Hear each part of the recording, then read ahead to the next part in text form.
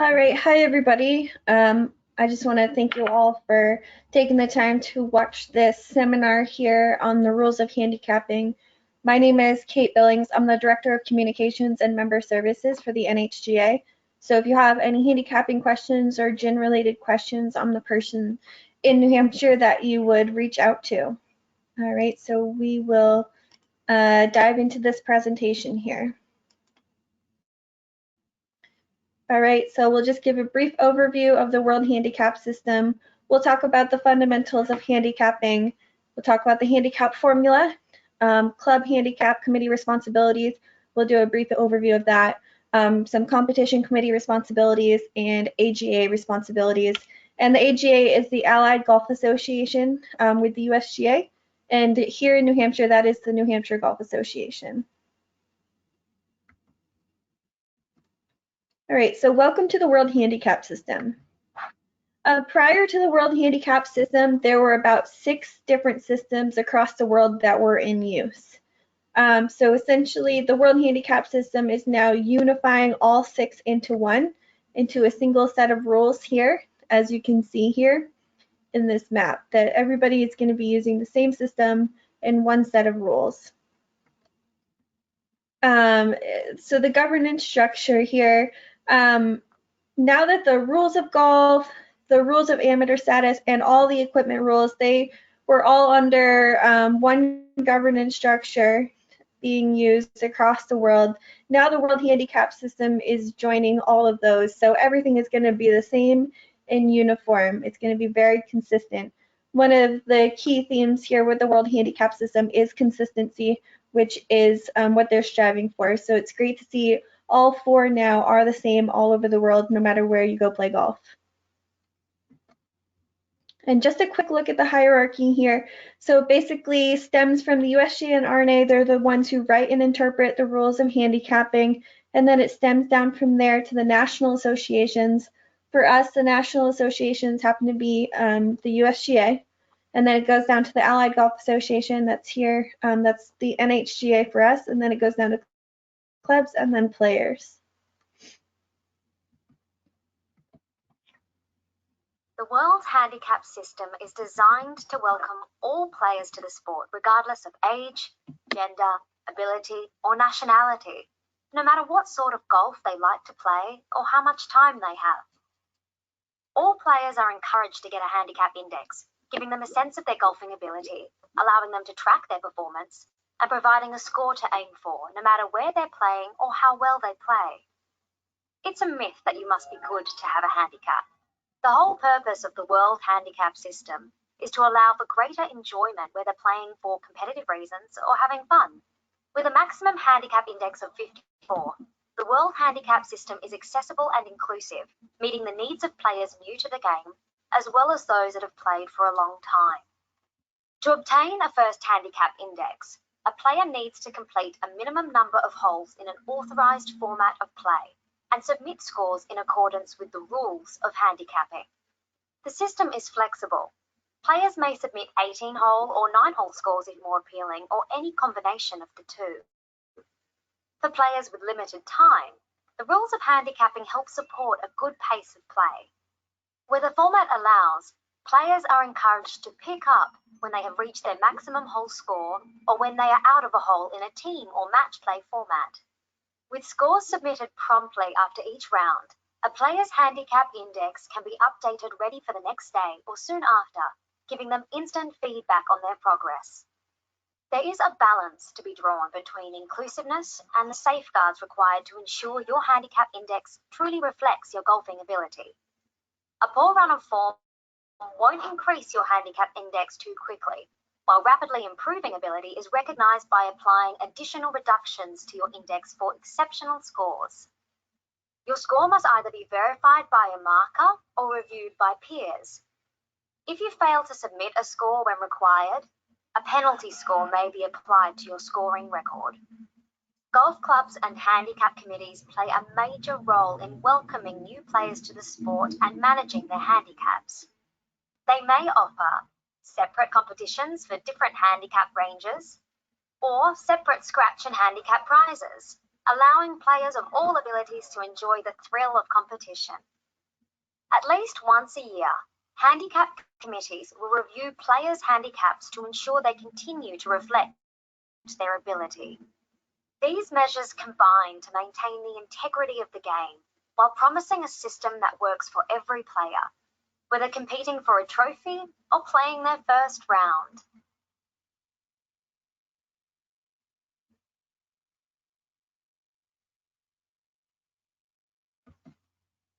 All right, so that was just a quick overview of the World Handicap System as a whole. And now we'll dive into a lot of what we just saw in that video. So we'll jump into the fundamentals of handicapping. So the World Handicap System includes the rules of handicapping and the course rating system. So its purpose is to enable as many golfers as possible the opportunity to obtain and maintain a handicap index, use their handicap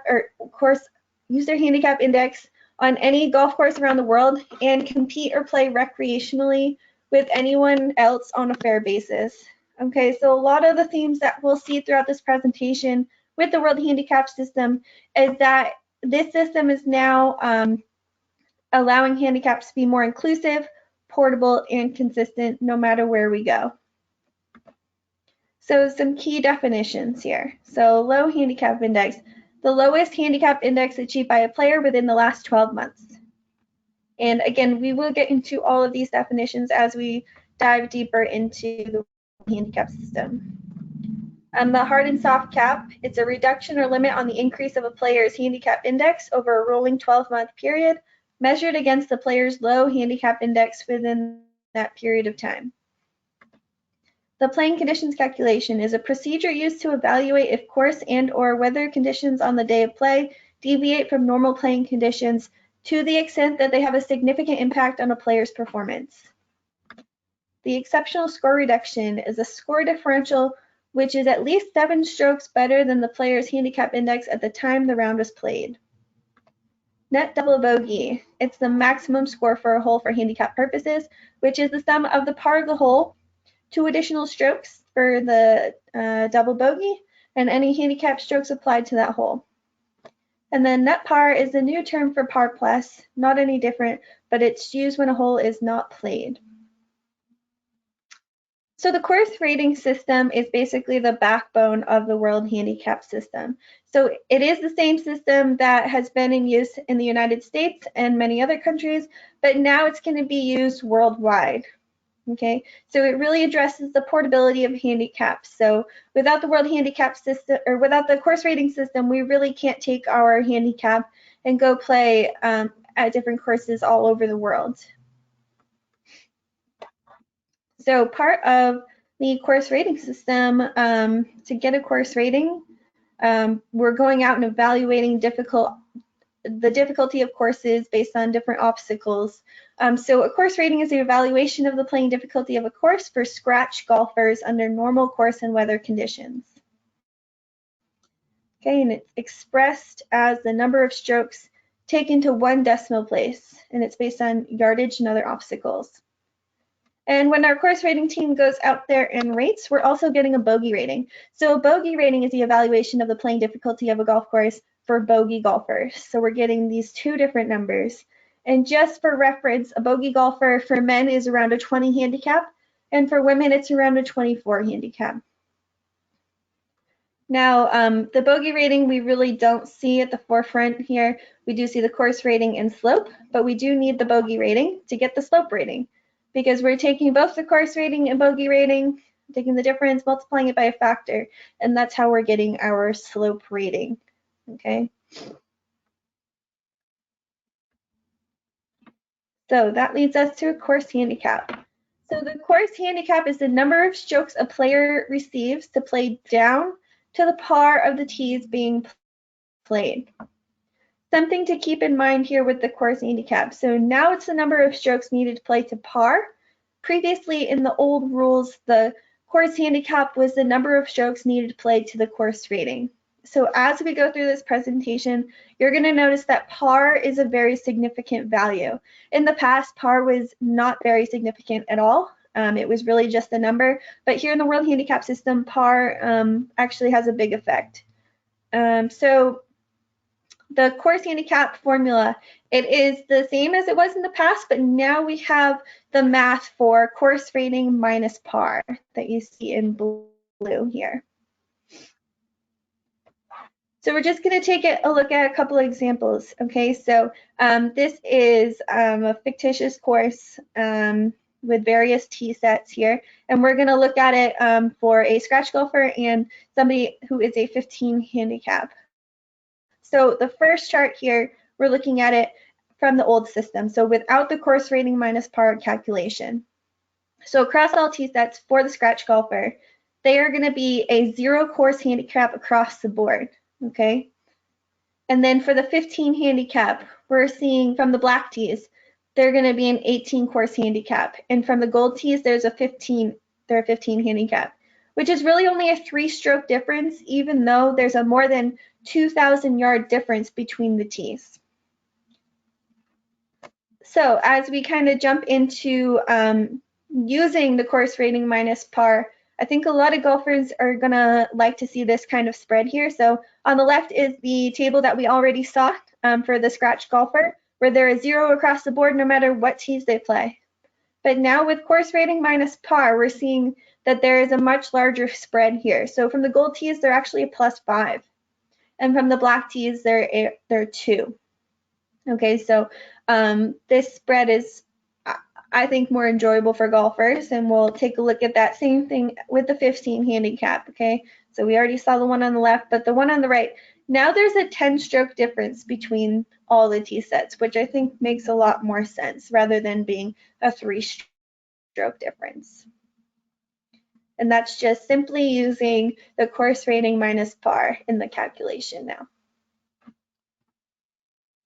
And you won't have to do any of the calculation yourself. You can, as a golfer, go to gin.com or I highly recommend using the Gin mobile app. You can plug in what tees you're playing. All the information is already going to be loaded in there, and it will give you your course handicap.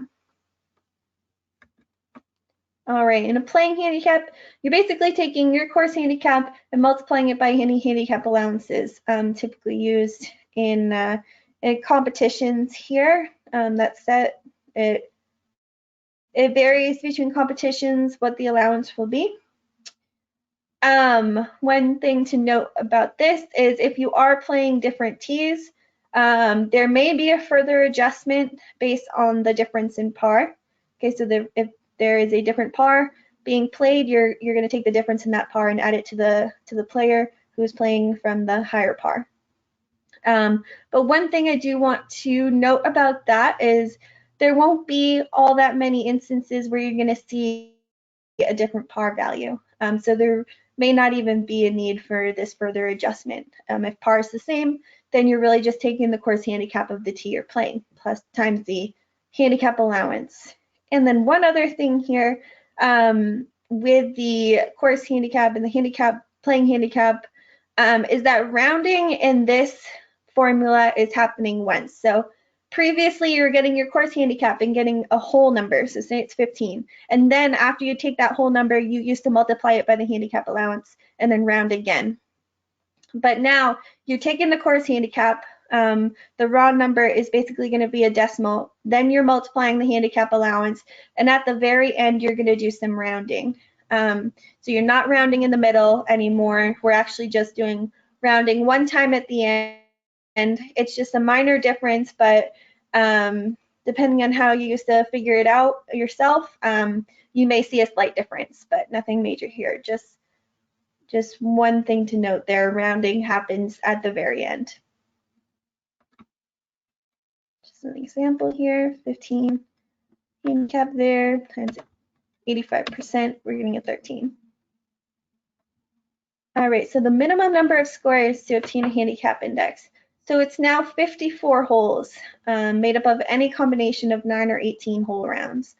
All right, so that would be 3 18-hole rounds or 6 9-hole rounds.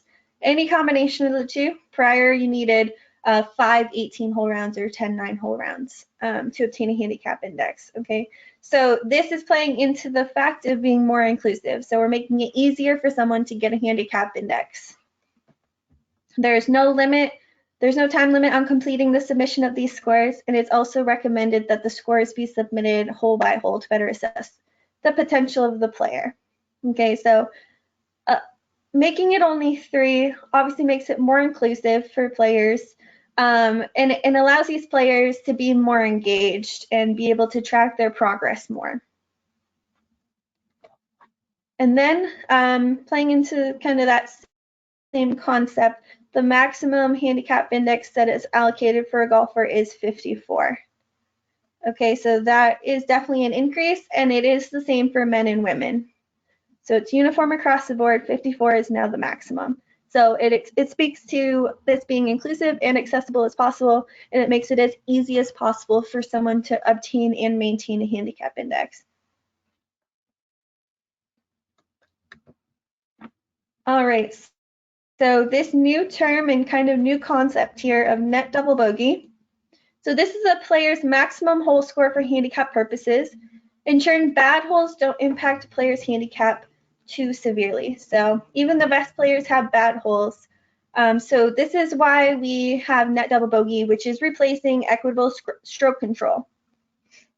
And we'll dive into how this works here. So net double bogey, so you're taking par of the hole. So again, par is very important. Then you're adding 2 for the double bogey, and then you're adding or subtracting handicap strokes received or given on a hole. So in this example, a player with a course handicap of 11 receives 1 stroke in the first 11 allocated stroke holes. On a par 4 hole with a stroke index of 6, the player's net double bogey score is calculated as follows. So it's a par 4, plus 2 for the double bogey, and then they get 1 stroke, so plus 1. That gives them a maximum hole score of 7. So first of all, it's important to know what the par of the hole is, and it's also important to know what your course handicap is, especially prior to playing. That way you know when you can pick up for handicap purposes. All right, and in another example here, this person is a course handicap of 18, so making it easy, they get 1 stroke on every hole. And on the 17th hole, they happen to make an 8, and this is in a competition. So in a competition, they are recording the 8, but for handicap purposes, so it was a par 4, double bogey we're adding 2, and then they're getting 1 stroke on that hole, so their maximum score is actually 7. All right, and for score posting purposes, their score would be a 94, but for the competition, it's actually a 95. One thing I will point out, if you do use the Gin mobile app and you go to post hole by hole, you can actually put that 8 in and it will adjust down for you because it knows what tees you played and it knows what your course handicap was and the stroke allocations. So it will adjust it for you. You don't have to do that yourself, but you can. So guidelines for a most likely score. So when a player starts but does not complete a hole, the score recorded for handicap purposes is the most likely score. So we have kind of a new chart here to follow. All right, so this is kind of new here. So we're taking the position of the ball and then adding strokes from there. So if you're on the putting green within 5 feet of the hole, you're going to add 1 additional stroke. And if you're between 5 feet and 20 yards from the hole, you're going to add 2 or 3 strokes. This depends on the position of the ball, the difficulty of the green, and your ability. And then if you're beyond 20 yards from the hole, you can add 3 or 4 strokes, again, depending on the position of the ball, the difficulty of the green, and the ability and your ability. All right, this could take some getting used to, but again, if you do pick up at any point on the hole, but you did start it, you're going to be using your most likely score. But when a hole is not played, you're going to be using net par. Not a new concept here, it's just a new term. It used to be called par plus, okay? So basically you're taking par and adding any handicap strokes that you would receive on that hole. if you did not play it. This is just for score posting purposes. So this is not anything new. It's just something I want to cover is the acceptability of scores for posting. So scores that are acceptable are scores from an authorized format of play which meets all the provisions set out within the rules of handicapping. Scores in both match play and stroke play, including multi-ball and team competitions where players have not completed one or more holes, or players are requested to pick up when out of contention on a hole.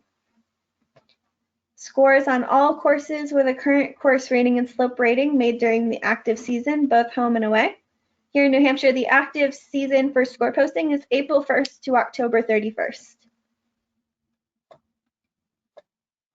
Scores made under the rules of golf and the modified rules of golf for players with disabilities. When accompanied by at least one person, this one isn't new, but something just to point out and remind everybody that if you do go out and play by yourself, that score that you shot, that's not acceptable for posting purposes. You must play with at least one other person. When a player follows a model local rule, even if the committee has not adopted it. Okay, so an example is the alternative option to stroke and distance or preferred lies. Unacceptable scores. So a score is not acceptable for handicap purposes. It must not be posted to a player's scoring record if a player has been disqualified from a competition for a breach of the rules of golf that might have provided the player with a significant advantage. For example, using a non-conforming club. Other examples are foursomes, which is alternate shot, scrambles, or when being coached. I will point out here that if you are disqualified in a competition for something where you didn't necessarily receive a significant advantage, for example, signing a wrong scorecard, you will still post that score in that example.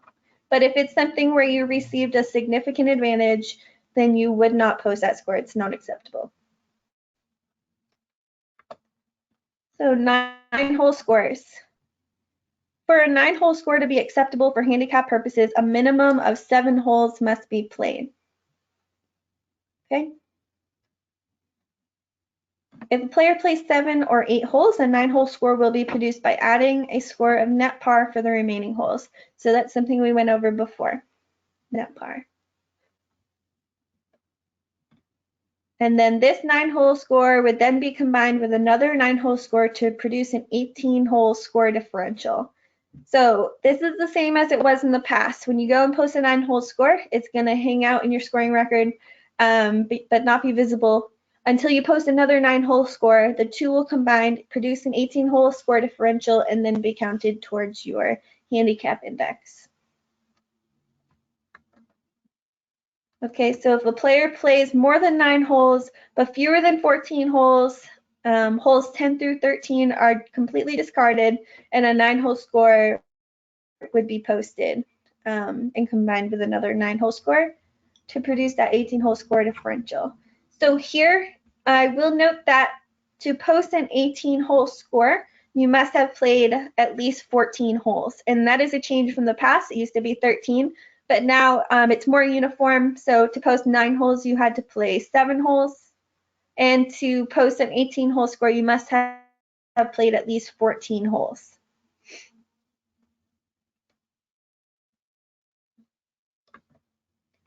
And the time frame for submitting a score. So you must submit a score as soon as possible on the day of play and preferably before midnight, because midnight is when that calculation is happening. With the daily revisions. So if a player does not submit their score on the day of play, their score will not be included within the daily playing conditions calculation. The playing conditions calculation is something that we'll get into in a little bit here, but I'll stress it again, that it's going to be very important that as soon as you finish playing that you post your score. Okay, it needs to be posted that day. But when the score is subsequently posted to the player's scoring record, the published playing conditions calculation for the day would then be applied to the player's score differential calculation. we'll cover that again when we get to the PCC. All right, so now we'll dive into the handicap formula. Every golfer is different. Every golf course is different. Every day is different. The aim of the World Handicap System is to take all these differences and produce a single measure of a player's golfing ability. A handicap index reflecting the score a player can achieve when playing well. To do that, it must start with a handicap calculation which balances responsiveness and stability, consistency and flexibility. At the core of the handicap calculation is your score, demonstrating how well you played your round relative to the course's difficulty, as determined by its course rating and slope rating, and any conditions that might have made the course harder or easier to play on the day. A record of your scores is maintained, and your handicap index is based on an average of the best 8 of your last 20 scores. Because your worst scores are discarded, your handicap index reflects the score you're likely to achieve on your better days. The more scores you can submit, the more accurately your handicap index will reflect your golfing ability. While any player can have a bad day or a run of poor form, form is temporary. That's why the handicap calculation does more than just look at your most recent best scores.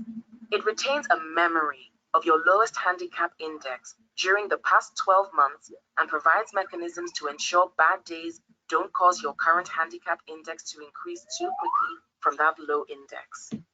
Under normal circumstances, your handicap index should never increase more than 5 strokes above your low handicap index over a rolling 12-month period.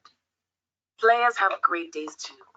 Juniors and beginners in particular can improve dramatically over a short period of time.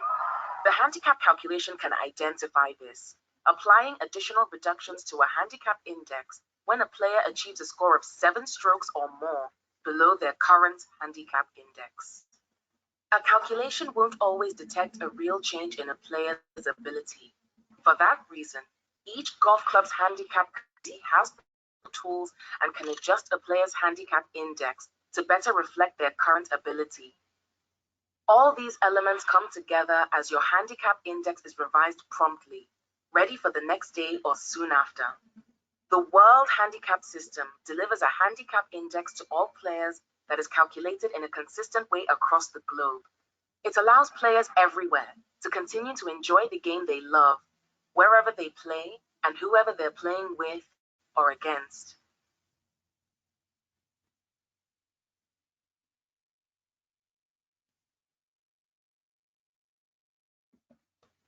Okay, so that was just a quick look at the handicap index calculation. So there's going to be 5 significant changes that we're going to see with this calculation. So the minimum number of scores required, so it's 3, something we talked about already. The number of differentials used is now 8 of 20. The playing conditions calculation is now added in there. There is an exceptional score reduction that considers all scores. And the addition of the soft cap and hard cap to limit upward movement. So the number of score differentials being used, okay, so it's now 8 of 20. But this chart gives us how many are going to be used when we have maybe fewer than 20 scores in our scoring record. Okay, so when we take a look, if you only have 3, 4, or 6 scores in your record, there is actually going to be an adjustment. And this adjustment is really in place to protect the field from players with fewer scores in their record. So it doesn't happen at 5, but it happens again at 6 because that's when we start taking 2 scores. All right. So the adjustment really is helpful because they say you only play to your ability 1 out of every 5 rounds. So there's a chance when you only have 3 or 4 or 6 scores in your record that you haven't played to your ability yet. So it's really acting as a safeguard, which is one of the things in this system that they've mentioned in these videos, that it's just protecting the field from people who don't necessarily have that many scores in their record to project their ability. Okay, so here's the score differential calculation that's being used. It's very similar to the past, but now we have the playing conditions calculation adjustment added in here. And this isn't anything new, but something to point out is a lower score may not always produce a lower score differential. So in this case, actually the higher score of 97 produced the lowest score differential for that scoring record. All depends on the slope and rating. All right, so like we said before, we're now using an average of 8 of the best score differentials out of 20. So 8 out of 20. Prior to this, in the old system, we were using 10 out of 20 with a 96% bonus for excellence, which could be difficult to explain. So now using 8 of 20 eliminates that need for the bonus for excellence, and it allows the system to be more responsive to better scores that you post. And just this is an example here, the same exact scoring record, one in the old USGA handicap system, and then in the new World Handicap system. When we transferred over, if you've looked at your handicap index, it may have changed slightly.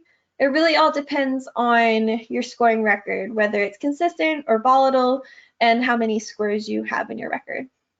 But it really shouldn't have changed too much. So now we're going to take a look at the playing conditions calculation. So when adverse weather conditions or abnormal course setup causes courses to be unusually high or low on a given day, a playing conditions calculation adjusts score differentials to better reflect the player's actual performance. So the PCC is simple and conservative in nature and is applied in integer values. So it ranges from -1 to +3. So basically, saying it's conservative in nature means we likely and hopefully won't be seeing the PCC applied to your score differentials all that often. If we do start seeing it, it's certainly a conversation I can have with the course to make sure that, number one, the course is being set up to how it was rated, and that maybe the course rating and the slope rating are a little bit off, and we need to adjust that if we start seeing it multiple times a week. But more often than not, you likely won't see the playing conditions calculation happen too often. So here's how it works. It's performed only once a day. So basically, if you play twice in one day, it's really only going to be applied one time. So it considers acceptable scores submitted on a golf course, including all rated tees and both genders. It requires at least 8 acceptable scores to be submitted by players with a handicap index of 36 or lower. So if your handicap is above 36, your score that you post won't be considered in the PCC calculation for the day. But it requires at least 8 scores from both men and women, and it's applied in the calculation of score differentials for all players. So even if your handicap is above and it wasn't considered in the actual calculation to determine if there was a PCC, if there was a PCC, your score would get that PCC adjustment. Okay, and it includes both 9 and 18 hole scores. So it's something that happens automatically. It's completely data driven based on the scores you're posting, and it's looking at that course rating and slope. So now we have the exceptional score reduction. So the ESR is a procedure for dealing with exceptional scores, which may indicate the player's true ability. All right, so the procedure happens as follows. So we're going to calculate a score differential once a score is posted and the PCC is applied. Okay, so then we're calculating the new handicap index. If the score differential is 7 strokes better than the handicap index from when the round was played, we're going to take a look at this table. So if it's 7 to 9.9 strokes lower, then a -1 adjustment is happening. If it's 10 strokes or more lower, then a -2 adjustment is happening. Okay, and this adjustment is the -1 or -2 is happening to your previous 20 scores. All right. So previously, the exceptional score had to do with tournament scores in the old system. So now this can happen on any score, whether it's a competition score, a home or away score, and it only needs one. One score can cause a reduction here. So we'll take a look at an example. All right, so the player posted an exceptional score in 522, which resulted in a -1 adjustment to their previous 20 differentials. Oops. Okay, so we see the -1 happening here. The player posted a second exceptional score on 9.5, which resulted in a -1 adjustment to their previous 20. So in this case, what we're going to notice is that these adjustments can pile on to adjustments that had already happened. Okay, and then as you post more scores that aren't producing a reduction, that's when the system kind of cycles itself out. So the more scores that you post, the more this reduction will kind of filter out of your scoring record. So it'll basically take care of itself the more scores that you post that don't meet the ESR requirements. All right, so the low handicap index. So it represents the demonstrated ability of a player over the 365-day period preceding the most recent score in the player's scoring record. And it provides a reference point against which the current handicap index can be compared. All right, so for 2021, so our golfer submitted a score which produced a handicap index of 7.1. The low handicap index at this time is 6.2, which is from 5/5/2020. When the golfer plays again on 5/16/2021, the low handicap index of 6.2 would still be used for the cap procedure, even though it's more than 12 months old. Upon recalculation the next day, the new low handicap index would be set. So basically what this is saying is that the low handicap index could potentially be more than 365 days old. It depends on how often you actually play. So the low handicap index has to do with the hard cap and the soft cap. Okay, so while there's no limit on the amount by which your handicap index can decrease, there is a limit on how much it can increase. So your handicap index should never increase more than 5 strokes above your low handicap index over a rolling 12-month period. So there's 2 trigger points with this. So the cap procedure. A soft cap and hard cap limit the extreme upward movement of a player's handicap index within a 12-month period. So the soft cap suppresses the upward movement by 50% after a 3-stroke increase over the low handicap index has been reached, and then the hard cap restricts the upward movement to 5 strokes over the low handicap index. It's also important to say here that this procedure only happens once somebody has 20 scores in their scoring record. Once they have 20 scores in their scoring record, that's when they are establishing a low handicap index. So you're not getting a low handicap index until you have 20 scores, which then means that this cap procedure won't happen and won't take effect until there's 20 scores in your scoring record. Now we'll just take a look at an example of each, the soft cap and the hard cap. So we'll start with the soft cap, which is the procedure we go through even with the hard cap. So player A has a low handicap index of 10.0. The current 8 of 20 average after playing is 15.2. So step 1, we're going to subtract the low handicap index from the current 8 of 20. Okay, so 15.2 minus 10, we get 5.2. Step 2, determine how much greater than 3 the result is. 5.2 minus 3, it's 2.2. Then we're subtracting 50% of the resulting value from the 8 of 20. So 50% of 2.2 is 1.1. So 15.2 minus 1.1 is 14.1. And comparing that to the low handicap index, it's not more than 5 strokes, okay? So it's only 4.1. So that's actually going to be the person's new handicap index. This is how the soft cap procedure works. And now the hard cap. Again, they have a low handicap index of 10. The current age of 20 is now 17.4. And we're going to go through the same procedure here. All right, subtract it, 7.4 minus 3, we get 4.4.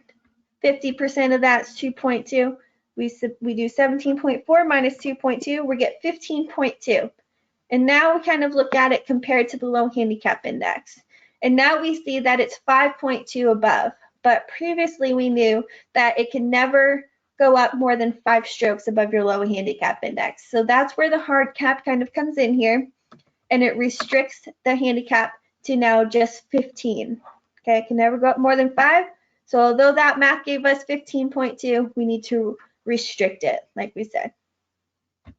This procedure is something that happens automatically in your handicap. It's not something that you have to do yourself or anybody at your club needs to do. It's something that happens automatically in the calculation, but it is just something to be aware of in case you're wondering why your handicap maybe didn't go up more than you thought it would. And then we come back to daily revisions. Okay, so under the rules of handicapping, the handicap index updates the day after a score is posted. So players should submit their scores as soon as possible after the round is completed and before midnight. This is to ensure the score will be used for the PCC, like we mentioned before. And a player's handicap index can also be revised by a committee adjustment. So basically, your handicap index is going to be revised the next day after you posted a score, or if the NHGA or somebody at your club on the handicap committee adjusted your score for any reason. So again, it's very important to post your score as soon as possible following the round. All right, so we'll just talk a little bit about the club handicap committee responsibilities. So it's strongly recommended that the handicap committee conducts a handicap review at least once a year for all golfers for which it is responsible. There is technology that provides reports to assist the handicap committees identify those players requiring a review. You as a player can request to have a handicap review if you believe your handicap no longer reflects your demonstrated ability. So say maybe you have an injury that's causing you to not be able to play to your particular ability. You can go to your handicap committee and appeal to them and say, hey, I don't think I can play to this anymore. Can you please adjust my handicap? And a player must be made aware of and be involved in the handicap review process and be able to appeal a decision. So just briefly, once a review has been complete, the handicap committee can adjust a player's handicap index to better reflect their demonstrated ability. Okay, so it must satisfy the following criteria: be a minimum of 1 full stroke, and except in exceptional circumstances, only increase a player's handicap index by up to 5 strokes above their low handicap indexes. It is possible to go more than 5 strokes in certain cases, but we try to avoid that. And then again, like we said before, there's no limit on how far down a handicap index can be adjusted. So the adjustment, upward or downward, must have the effect of freezing or modifying the handicap index for a defined period of time, as determined by the committee. So if the committee decides to freeze or change your handicap index, they must tell you how long that it'll be that way. Or by resetting the handicap index by applying an adjustment to each of the most recent 20 score differentials in the scoring record. So it's going to achieve that at least 1 stroke change, but they can change all of your differentials as well. And then if you fail to submit a score, the handicap committee has the ability to apply a penalty score. Okay, so if the reason was valid and an acceptable score is still discoverable, they'll post that score. If there's no valid reason for not posting and the acceptable score is discoverable, they will post that score.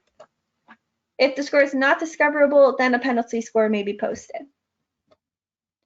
And then serious cases, such as repeated failure to submit acceptable scores, the committee has the discretion to apply additional penalty scores reset the player's handicap index, or consider other disciplinary procedures, such as withdrawing a handicap index. So they have the ability to withdraw your handicap index.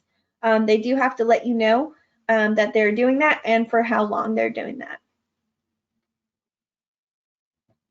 Okay, and then reinstatement of a player's handicap index is required when a player's handicap index has been withdrawn for a period of time, that period of time that they've stated to you. And then it will become eligible to be reinstated. And then the competition committee responsibilities. So the committee in charge of a competition may set a maximum limit for play within their terms of competition. So for an example, they can set a maximum handicap index for entry, a maximum handicap index of a player is permitted to use, a maximum course handicap, or a maximum playing handicap. So for an example, a limit of 18 may be set by the committee, with higher handicap index players being restricted to playing from a handicap index of 18 for the purpose of the competition. But even though those higher handicap index players are being restricted to 18 for the competition, their full course handicap should be used for determining the score to post for handicap purposes. All right. And the committee in charge of the competition may reserve the right to adjust the playing handicap of an entrant within its terms of competition, where they have evidence that the player's handicap index does not reflect their demonstrated ability.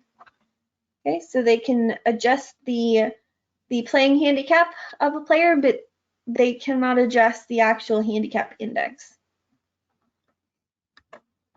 And multi-round competitions, it's being strongly urged to committees in charge of the competition that they set a date they're going to be using handicaps from, and to use that across the board for however long the competition is. But they should still post scores immediately following that round of play. So the player's handicap index will update the next day, but they'll still be recommended to use the handicap from a date set prior, and they should let you know what that date is. I've heard from a bunch of clubs that they're going to be using close of entries, but it's really up to the committee in charge of the competition what day they're using handicaps from. And handicap allowances, these are just recommended values here, but they are now the same for men and women. Previously, they were different for men and women. But this is just a quick look. This can be found online in the rules of handicapping book, but just kind of a quick look. They have changed slightly.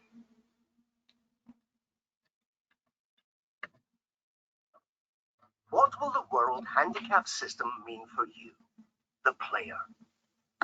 It all starts with a measure of your golfing ability, calculated the same way for every player around the world. A handicap index that you can take with you anywhere and use at whatever course you're playing. Before your round, decide which tees you're going to play from, which can be different for each member of your group. Every set of tees will have a course and slope rating based on course difficulty. These will normally be available on a lookup chart near the first tee or through an app. Next, decide the format of play. This will determine the handicap allowance you will be given. Together, the course rating, slope rating, and handicap allowance convert your handicap index into a playing handicap, representing the number of strokes you receive for the round, providing you the best opportunity of doing well, whoever you're playing. Some formats of play aren't suitable for submitting a score for handicap purposes. If you're playing a round and would like to submit your score, you may need to check the procedures before you play. If you're ever in doubt about the rules and procedures relating to handicapping, check with the club where you're playing. During the round itself, go out and play, enjoying the game as you always would. Knowing how many strokes you receive for the round also lets you know the maximum number of strokes that you'll receive on each hole.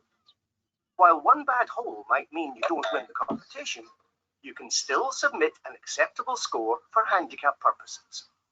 If the format of play allows, you should Pick up when you reach your maximum hole score, keeping your game and the game of everyone else on the course moving along. At the end of your round, add up your score, including any penalty strokes and any applicable adjustments for holes not played or where you didn't hole out. When your score is ready, make sure it's verified as required. Then simply submit your score in accordance with club policy. By submitting your score as soon as possible, you ensure all necessary calculations, adjustments, and safeguards can be applied, giving you an accurate, up-to-date handicap index ready for the next day or soon after. The more scores you submit, the more accurately your handicap index will reflect your ability. Up-to-date, easy to understand, and adaptable. The World Handicap System lets you play the way you always have, as well as giving you a handicap index that will travel anywhere you decide to play.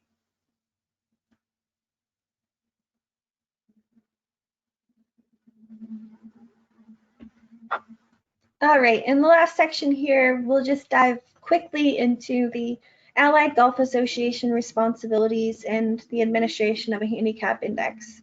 Again, the AGA in New Hampshire is the New Hampshire Golf Association. So you would come to us, NHGA, with any handicapping or GIN-related questions. So a home club, to ensure that a player only has one handicap index and to easily identify the golf club or AGA with authority should issues arise, a player should have one home club.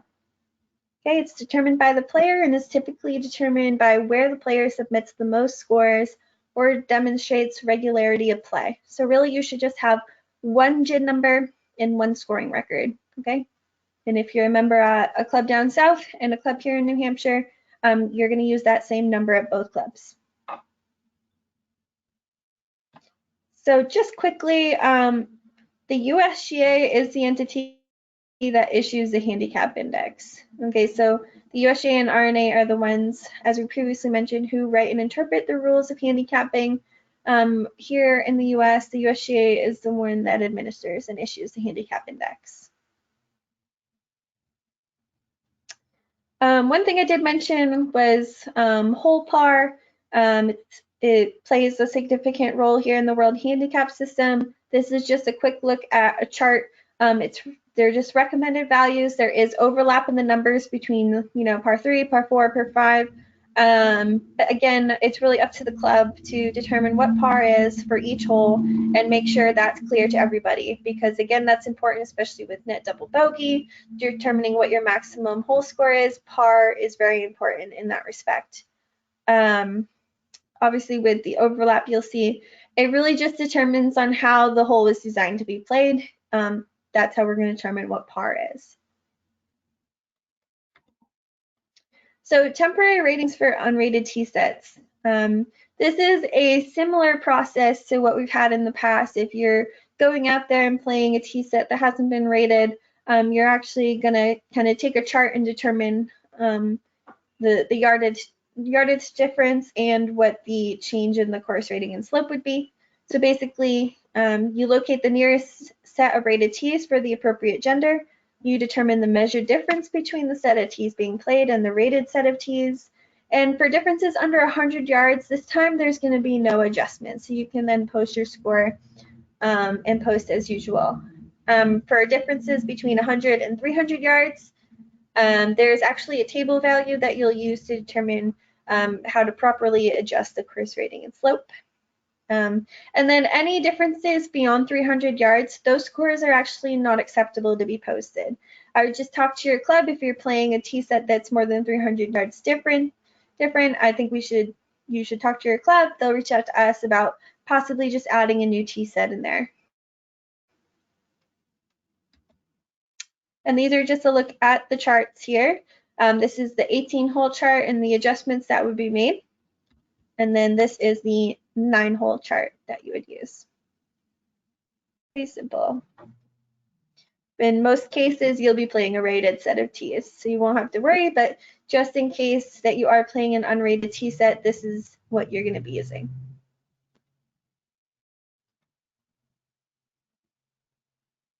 No two golf courses play the same. A score of 87 on a difficult course might be a better performance than a score of 85 on an easy one. It's not just courses that differ. Each player will perform differently, even on the same course. The scratch player, a golfer with a 0 handicap index, will have a different experience from the bogey player, a golfer with a handicap index of around 20 to 24. Playing a round of golf on the same course at the same time in normal conditions, the bogey player will find more challenges with distance, accuracy, and dealing with obstacles. Course ratings and slope ratings allow the handicap system to reflect this, as part of the conversion of a player's handicap index into a playing handicap, so that golfers of differing abilities can have a fair and enjoyable game. Course ratings reflect the playing difficulty under normal conditions for the scratch player. Slope ratings represent the difference in playing difficulty for all players compared to the scratch player. Being a fundamental part of the handicap system, course ratings are carried out methodically by qualified teams, trained by authorized associations. Ratings are based on normal course and weather conditions, with each hole being evaluated for effective playing length and obstacles. The effective length includes factors such as elevation, roll, wind, and altitude. Obstacles include factors such as trees, fairway width, penalty areas, recoverability from rough, and green size. All these factors are assessed separately for both the scratch and bogey player.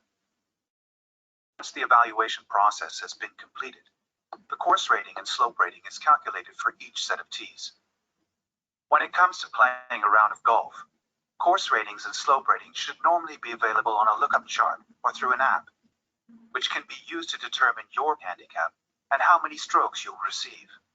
In bringing together a course rating system that is already in use in many parts of the world, with a consistent method of calculating handicaps, the World Handicap System provides a handicap index which is truly portable, whoever you are, whatever your ability, and wherever you are playing in the world, enabling you to match your skills against other players of differing abilities and making the game even more enjoyable.